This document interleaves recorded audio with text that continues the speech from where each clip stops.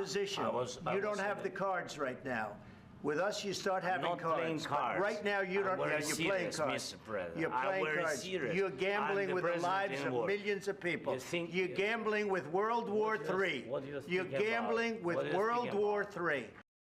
A clash in front of the cameras hours ago. Ukrainian President Vladimir Zelenskyy came to the U.S. to try and make a deal, but instead tension spilled over with President Trump and Vice President J.D. Vance.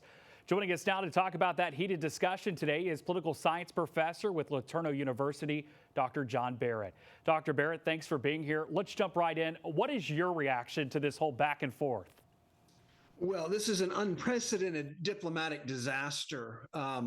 This is a key day and a key year for a key conflict.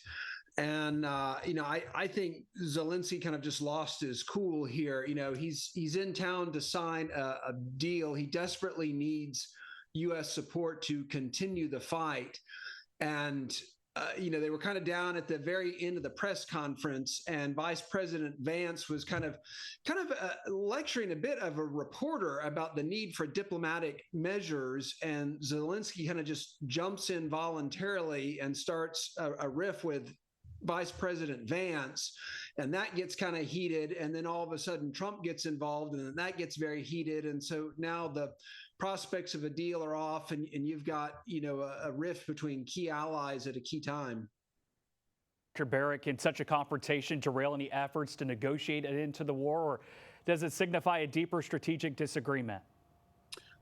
Well, there is a deeper strategic disagreement in the sense that Trump is wanting to kind of bring this to a resolution, and Zelenskyy, is wanting to continue the fight because he's not wanting to concede any Ukrainian territory.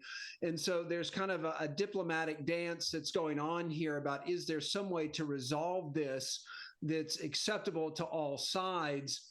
But setting aside kind of the strategic interests, there's just the diplomatic issue of getting into this fight again with a key ally. There'd been a lot of pressure, a lot of different voices in Europe lobbying Trump to continue the support to continue to support Ukraine.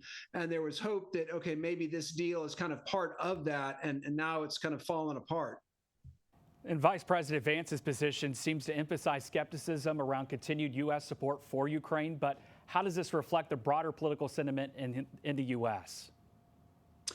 Well, I think in the U.S. you've got divisions over this issue, and it's not a neatly partisan one. Republicans tend to be a little more skeptical. Democrats have been a little more supportive, but you've also got some kind of old school hawks in the Republican Party, and they kind of liken back to the Reagan era of, we got to get tough with Russia. And so there is some more kind of moving parts to this politically. All righty, Dr. John Barrett, thank you for your insight.